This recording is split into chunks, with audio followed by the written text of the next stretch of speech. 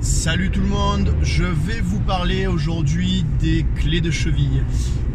Pourquoi je vais vous parler des clés de cheville? Parce que c'est des questions, souvent on me pose des questions sur les clés de cheville, notamment dans les lives que j'ai pu faire. Souvent les questions c'est comment ça marche bien une clé de cheville, comment tu les fais, d'où ça vient. Enfin, je sens qu'il y a beaucoup d'attentes vis-à-vis des clés de cheville. Alors, les clés de cheville qui ont été mises à la mode il n'y a pas si longtemps que ça, il y a quelques années, par notamment l'équipe de Danaher, avec Gordon Ryan, Gary Tonon et compagnie, Lachlan Giles aussi, au dernier ADCC. Enfin, ils ont montré qu'en fait, avec une méthode complète de clés de cheville, on pouvait quand même avoir de très bons résultats, notamment en grappling.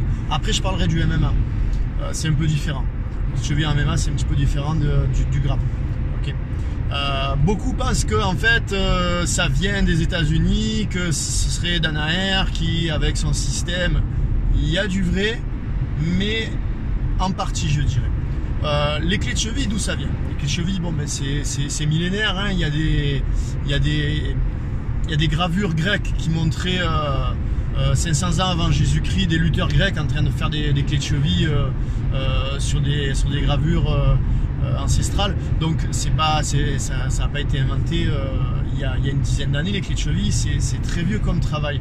Là, pour moi, là où vous pouvez voir les premières clés de cheville, on va dire entre guillemets élaborées, c'est l'obédience japonaise avec le Shuto string, l'ancêtre du Shuto, notamment avec Satoru Sayama, le fameux Tiger Mask, qui a fait un espèce de mélange de lutte, de catch, de jujitsu japonais. Il a un peu mélangé tout ça et il faisait la part belle aux clés de cheville.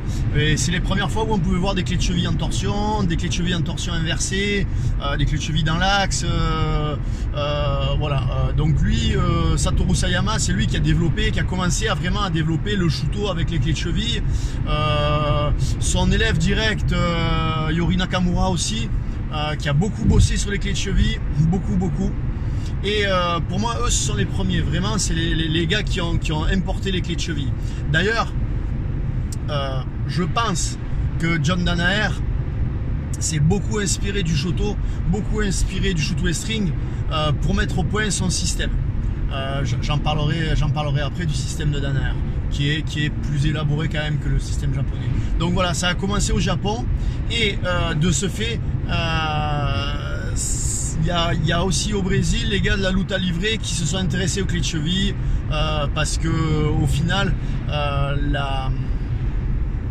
il y a une grosse communauté de japonais au Brésil et les Brésiliens de la lutte à livrer se sont aperçus que les Brésiliens du Jiu-Jitsu brésilien en fait ne travaillaient pas trop les clés de cheville. Ils se sont servis en fait de cette arme pour pouvoir essayer de battre les mecs du Jiu-Jitsu et quelquefois ils y sont d'ailleurs très bien arrivés. Donc si vous voulez, pour moi il y a vraiment le Japon et la lutte à livrer au Brésil. Vraiment ces deux styles là ont été les précurseurs dans le travail des clés de cheville. Ça, c'est le premier truc. Le deuxième truc, c'est que dernières années, il y a eu tout le travail de Danaher. Pour moi, le travail de Danaher, il n'a rien vraiment inventé, mais il a tout restructuré. En fait, Danaher, qu'est-ce qu'il a fait? Pour moi, Danaher s'est servi des concepts du jiu-jitsu, entre guillemets, traditionnel, okay, pour travailler les clés de cheville.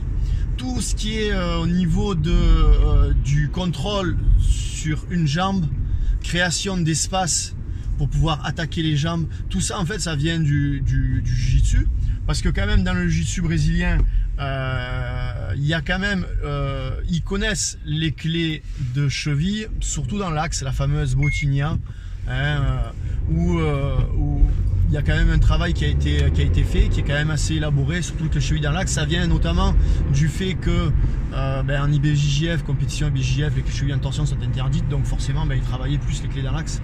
Okay. Donc Danaher, qu'est-ce qu'il a fait lui en fait? Il a pris les grands concepts du jiu-jitsu et il les a appliqués sur le travail des jambes. Si on regarde bien le système de Danaher, ça va être quoi? Ça va être création d'espace pour pouvoir ensuite contrôler la hanche, faire tomber le partenaire ou l'empêcher de contrer et travailler sur la jambe. Une fois qu'il travaille sur la jambe, après bon, il a plusieurs systèmes. J'attaque deux jambes, j'attaque sur une jambe pour que l'autre défende une jambe, mais en fait c'est l'autre que j'attaque.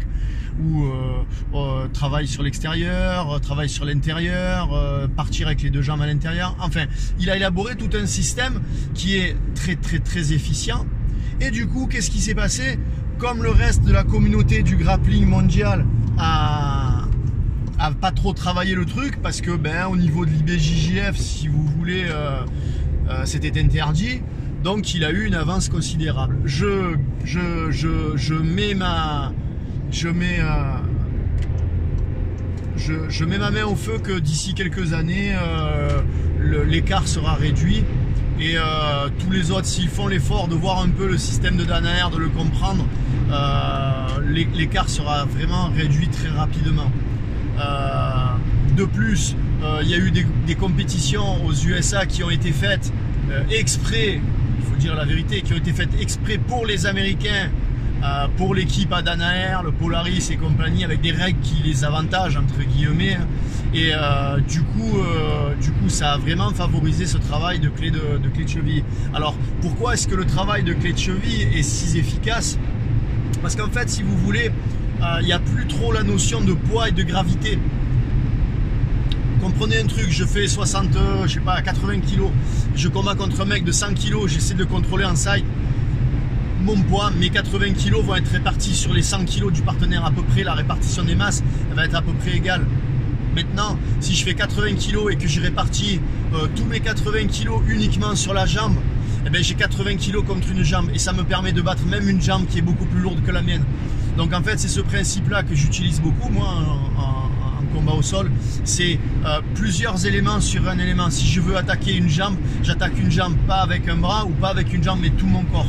Et c'est en fait, c'est ce qu'ils font. C'est que les gars, ils vont venir tout leur corps attaquer sur une jambe. Okay. Donc ça va permettre de réduire les inégalités de poids, en fait. C'est comme ça qu'on arrive, par exemple, qu'on peut voir un mec comme Lashan Gilles qui fait 78 kg battre des mecs qui font 95, 100, 105 kg avec des clés de cheville. Si vous voulez, le poids a beaucoup moins d'importance et la pression a beaucoup moins d'importance. Ensuite, les clés de cheville, ça vous permet en fait de mettre une soumission assez rapidement. C'est rapide comme soumission. Et c'est pas, lorsque vous mettez la clé de cheville, elle peut être très rapidement mise en place. Le contrôle sur la jambe s'opère beaucoup plus facilement, par exemple, que sur un contrôle du side. Okay. Donc par exemple, si je fais contrôle du side, puis après je vais mettre du gigatame, je vais avoir il va y avoir du temps. Il va y avoir du temps qui va se passer entre le moment où je contrôle et le moment où je finalise. La clé de cheville, il suffit que j'ai un contrôle de la jambe, un contrôle triangle par exemple, Ashigarami ou reverse Ashigarami, je viens contrôler. Pour aller choper le talon, c'est très rapide. Donc en fait, ce sont des soumissions qui sont plus brutales qu'une clé de bras ou que par exemple un étranglement en triangle. Donc voilà pour l'efficacité. En grappling, c'est très efficace en fait. Pour moi, les deux soumissions qui sont les plus efficaces, on va dire, en grappe, c'est la guillotine et les clés de cheville, ça c'est certain. Comme je dis souvent à mes élèves, c'est péjoratif, mais n'y voyez aucune critique. Je dis, les clés de cheville et les guillotines, c'est la soumission du pauvre. Quand tu sais pas super bien contrôler, quand tu sais pas super bien passer la garde, quand tu sais pas bien faire tout le travail de contrôle sur le haut du corps, qu'est-ce que tu vas faire? Tu vas te balancer sur les clés de cheville ou tu vas faire une guillotine quand le partenaire va se mettre à quatre pattes. Donc c'est des techniques qui sont nettement plus opportunistes que le jeu traditionnel de Jiu-Jitsu, takedown, passer la garde, contrôle, soumission. Voilà. Après, les clés de cheville en MMA. On n'en voit pas beaucoup des clés de cheville en MMA. Pourquoi on ne voit pas beaucoup de clés de cheville en MMA? Pour moi, le premier facteur, c'est que la clé de cheville en MMA, lorsque tu fais ta clé de cheville, tu es loin des mains du partenaire. Et tu as tes deux mains qui sont prises pour travailler sur une jambe. Donc avec, tu ne peux pas te défendre. Et ce qui va se passer, c'est que ta tête, elle est quand même assez loin des poings du mec. Et le mec, il peut t'avoiner la gueule, quoi, en fait. Quand toi, tu bosses sur la cheville, le type peut-être vient, il va mettre un peu de pression et là, il va commencer à t'avoiner. Ça, c'est le premier truc, okay, pour lequel on ne voit pas trop de clés de cheville en MMA. Alors on voit pas trop de clés de cheville en MMA parce que aussi les gars viennent beaucoup du jiu-jitsu brésilien et qu'ils n'ont pas peut-être tout ce schéma qui est optimisé pour justement ne pas se faire frapper. Lorsque vous connaissez bien les schémas des clés de cheville avec un bon contrôle de la hanche, bon contrôle de la cuisse, avec les jambes sont bien placées, vos genoux sont bien placés, au final c'est très difficile de venir vous frapper. Quand le gars va penser à vous frapper, il va peut-être pas penser à défendre et à ce moment-là vous allez pouvoir lui mettre la clé de cheville. Donc pour moi, les clés de cheville en MMA sont encore un petit peu sous-évaluées. Le gars qui pour l'instant marche super bien en clé de cheville, bon on a eu Imanari évidemment qui faisait ses Imanari roll, qui a eu un succès en MMA qui était phénoménal, mais par exemple l'exemple type là c'est Ryan Hall à l'UFC, il y a très peu de mecs qui veulent le combattre. Pourquoi? Parce que le gars il a un système de clé de cheville qui est très au point, et si toi tu connais pas son putain de système, si tu connais pas les rouages, si tu connais pas les contres, si tu sais pas comment lui il attaque en fait, quel est son schéma, et ben franchement tu vas te faire avoir quoi. Même si tu es un très très bon jujutsuka, Ryan Hall contre BJ Penn, BJ Penn défend la clé de cheville de façon excuse-moi BJ Penn, mais lamentable. Malgré que j'ai un grand respect pour BJ Penn, c'est quelqu'un que j'apprécie beaucoup, qui a été un grand champion, une légende, mais là sur ce coup là il a défendu la clé de cheville du mauvais sens, enfin il a fait une mauvaise défense pour moi des clés de cheville, et voilà, parce que voilà, s'il était un peu old school et Ryan Hall new school quoi. Donc du coup voilà pourquoi c'est pas trop encore développé en MMA, mais ça va venir.